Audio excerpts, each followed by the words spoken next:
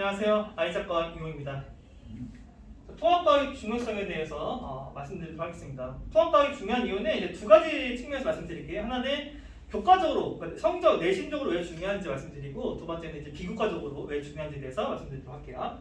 먼저 통합과학은 일단 기본적으로 고1 때 배우는 이 과목인데, 그게 국어랑 영어랑 단위수가 똑같아요. 그러니까 국어랑 영어는 이미 우리가 중요 과목이라고 알고 있잖아요. 근데 중학교 때까지는 과학이 약간 사이드 과목으로 이제 좀 인식이 강한데, 고등학교 올라가게 되면 국어랑 영어랑 단위수 똑같습니다. 단위수가 똑같다는 말은 무슨 말이죠? 일주일에 들어가는 시간이 같다는 얘기죠. 그렇다면 이게는 내신 성적 산출할 때 그만큼 중요성이 높아지는 거예요. 중학교 때랑 다르게. 따라서 내신적인 측면에서 굉장히 중요한 과목이고요. 굉장히 어렵습니다. 이 중학교 내용을 안다고 해서 중학교 내용과 연관이 되긴 하지만 오히려 시험 문제에는 중학교 내용보다 고2 때 배우는 원과목이 더 많이 연계가 돼요. 그래서 여기 보시면 제가 1단원만 갖고 왔는데요. 1단원에 나와 있는 내용이에요.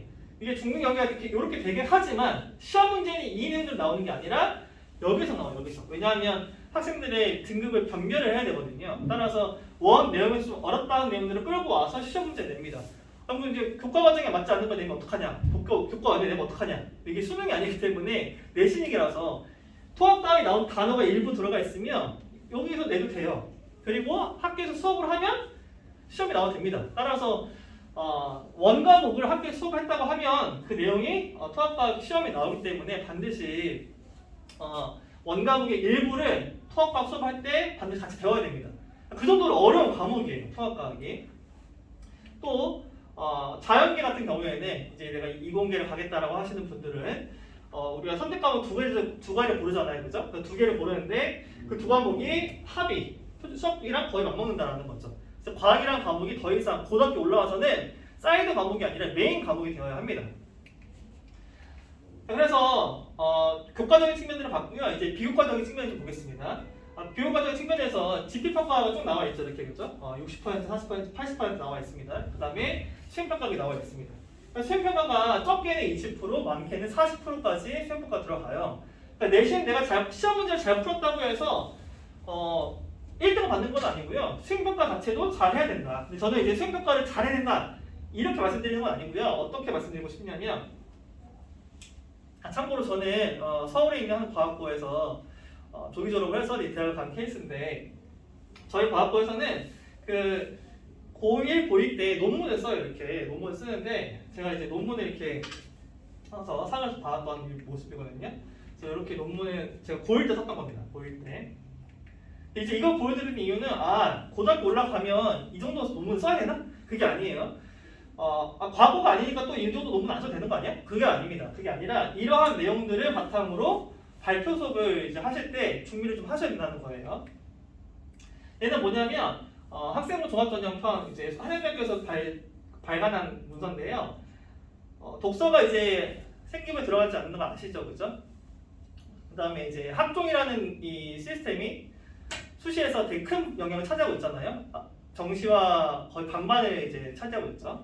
그래서 학종을 버릴 수는 없어요, 아직까지는. 그래서 학종에 있어서 중요하게 이제 보이는 포인트가 뭐냐면 독서입니다. 독서. 이거 보시면 아시겠지만 한양대에서 이렇게 말했어요. 독서 활동은 중요하게 평가하지 않는다. 하지만 새 책에 나온 경우에는 중요하다. 이렇게 얘기를 했어요. 그래서 예시를 들어줬죠, 한양대에서. 이렇게 뭔가를 알고 싶어서 보고서 작성하고 뭔가 발표하고, 그죠? 뭔가 또 알고 싶어서 책을 읽었다. 그래서 책을 읽었다는 사실이 어디에 드러나야 되는 거냐면 발표를 할 때 드러나야 돼요. 그래서 PPT 발표를 할 때 나는 이런 책을 읽고 이런 책을 통해서 이렇게 발표를 한다라는 내용이 들어가야 된다는 거죠. 근데 또 그게 통합과학이 무슨 상관이 있냐? 통합과학은 물화생지가 다 들어가 있어요. 따라서 이공계를 희망하는 학생들은 고1 때부터 고1, 고2, 고3 이렇게 빌드업할 수 있는 되게 좋은 과목이거든요. 내가 뭐 물리학과로 가겠다라고 하면 통합과학에 나오는 물리 파트에서 한국대를 따서 책을 읽고 관련 책을 읽고 그다음에 PPT 발표를 하고 이제 고2 때 올라가서 그걸 심화를 하는 그런 과정 심화해 나가는 과정을 겪으면 그게 이제 아주 훌륭한 생기부가 되는 거죠.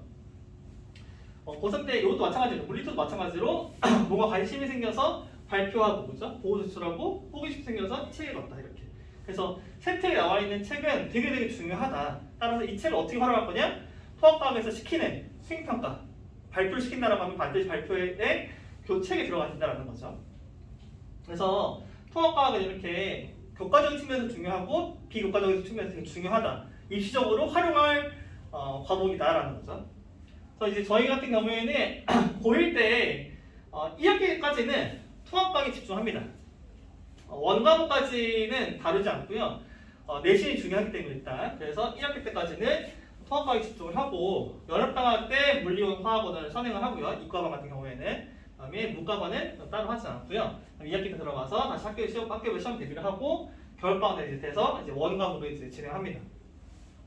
근데 이제 어차피 이 지역에서는 물리학 원, 화학 원, 이 원과목의 일부들이 통합과학에서 배울 수밖에 없어요. 시험 문제 거기서 내시기 때문에. 그래서 일부를 여기서 배우고 또 나머지 일부를 여기서 배운다 생각하시면 되기 때문에 원과목을 고1 때 안 하면 어떡하지? 라고 생각 안 하셔도 괜찮습니다. 어차피 학기 중에 일부 다 한다.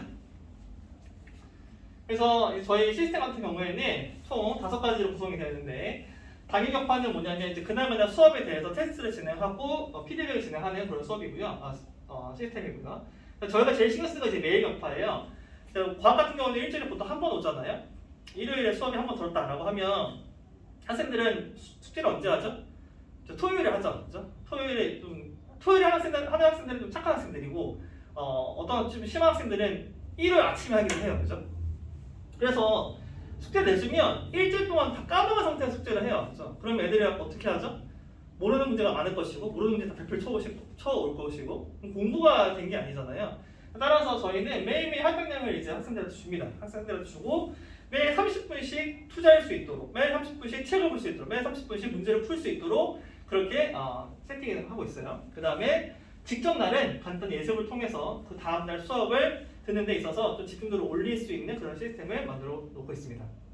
그 다음에 주간격파는 이제 오답 교재를 만드는 건데 저희가 또 신경 쓰는 건 오답이에요. 오답. 학생들이 오답 교재를 만드는 걸 되게 오답 노트를 만드는 것을 좋다는 건 알고 있지만 그게 쉽지 않잖아요. 그죠? 그래서 저희가 강제적으로 오답 노트를 만들게 시키고 이 오답을 모아갖고 1주, 그 다음에 4주가 모여서 한 달이 되게 되면 월간격파, 그 다음에 한 과정이 끝나면 과정격파라고 해서 이렇게 오답 노트를 만들어서 개개인은 다 당연히 다르겠죠, 그죠? 그래서 그 과정에 대해서 완벽하게 꿰뚫을 수 있도록 지도하고 있습니다. 그 다음에 저희 교재 같은 경우는 이렇게 구성이 되어 있어요. 저희가 이제 수업을 할 때 보통 판서 수업을 하는데 빔 수업 좀 자주 쓰거든요, 빔을. 그래서 빔 수업을 할 때는 보통 괄호가 많이 뚫려 있거나 이제 OX 이런 것들이 많이 구성이 되어 있어요. 그래서 그런 괄호를 채우면서 수업을 들을 수 있도록 이제 개념 교재가 구성이 되어 있고요. 그다음에 유형별로 구성이 되어 있고, 그다음에 심화 문제들은 기출 문제, 내신 기출과 모의고사 기출로 구성이 되어 있습니다. 이렇게 해서 저희가 우리 학생들을 잘 지도하도록 하겠습니다. 감사합니다.